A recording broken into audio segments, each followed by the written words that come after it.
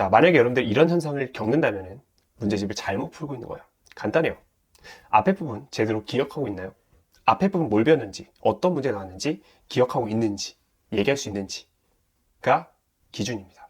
대부분 친구들 문제 어떻게 풀까요? 일단 학원에서 개념 들어요. 기본 개념 듣고 문제 풉니다. 그 문제 풀면서 이렇게 푸는 거 이해해요. 선생님이 앞에 거 알려주고 뒤에 거 풉니다. 똑같이 풀어요. 숙제로 풀 수 있는 거 있고 모르는 거 있어요. 모르는 거 질문하고 넘어갑니다. 끝이에요.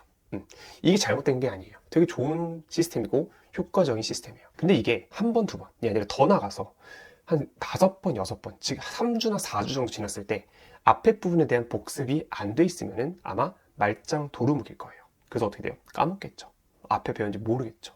그러니까 뭐냐면 점점점 풀기가 어려워져요.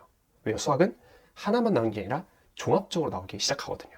그러니까 앞에 부분을 까먹는 순간 처음에는 순조롭게 가다가 점점 막히기 시작할 거예요. 그게 왜 그러면 뒤에 앞에 부분을 까먹어서요. 그럼 반대로 우리는 앞에 부분을 기억하는 게 기본적인 전략일 거예요. 간단해요. 그러니까 앞에 부분 어떻게 기억할까요? 그래서 이제 첫 번째는 회독을 얘기합니다. 그죠? 뭐 2번 푸세요, 3번 푸세요, 4번 푸세요. 이렇게 얘기를 해요. 물론 저도 그거에 대해서는 어느 정도 동의해요. 어느 정도. 근데 문제 뭐냐면 여러분들이 그럼 이 모든 문제집을 회독해야 되나?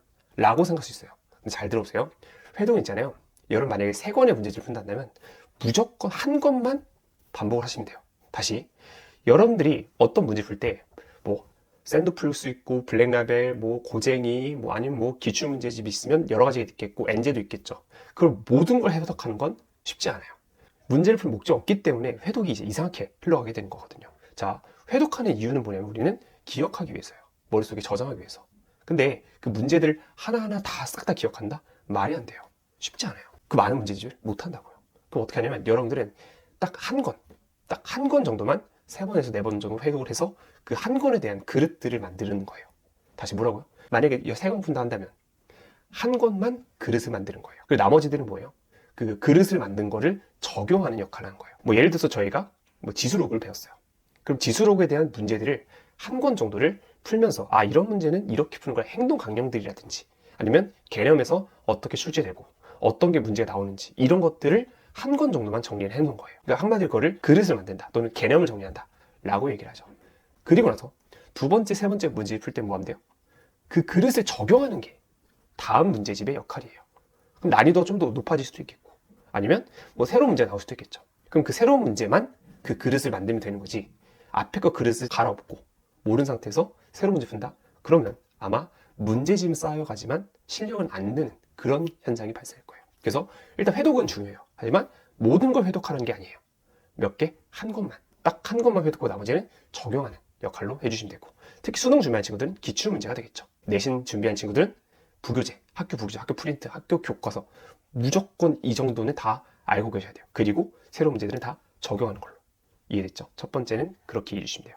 그럼 두 번째, 그 그릇을 어떻게 만드는지. 이 그릇 같은 경우는 이제 뭐 행동명령이라고 하죠. 뭐 이제 어떤 거 나왔어요, 어떻게 하라. 그러니까 이거에 대해서 할 얘기가 좀 많아요. 일단 근본적인 얘기를 할 수밖에 없어요. 우리가 문제를 왜 푸는지를 이해를 해야 돼요. 그러니까 여기서 이제 이런 생각하면 돼요. 똑같은 문제가 나오기 때문에 라고 하는 순간 물론 어느 정도 그건 있겠죠. 어느 정도 있는데 그렇게 생각하는 순간 이제 수학은 할 수가 없게 돼요. 문제집을 기억하려고 하는 친구도 있어요. 회독해서 다 토시 하나 안 틀리고 외우려고. 외우는 건 저도 어느 정도는 괜찮아요. 근데 목적이 그 문제가 똑같이 나오기 때문에 라고 얘기를 했다면 그건 이제 틀린 방법이 돼요. 근데 반대로 어차피 이 과정이 반복되기 때문에 난 이 정도는 그냥 바로 연습을 계속 하면서 반복하면서 다른 새로운 문제 나와도 똑같은 과정 문제 풀 거야 라고 생각한다면 달라질 수 있겠죠. 그래서 여러분들이 목적 자체를 명확하게 알고 계시고 얘기할 수 있으셔야 돼요. 이해되시나요? 그래서 이 문제집은 여러분들이 어떻게 푸는지 따라서 완전히 달라져요. 어떤 친구는 한 권만 풀어도 실력이 오르는 반면에 어떤 친구는 3권, 4권, 5권 풀어도 머릿속에 남는 게 없어요. 그게 왜 그래요? 집중의 차이예요.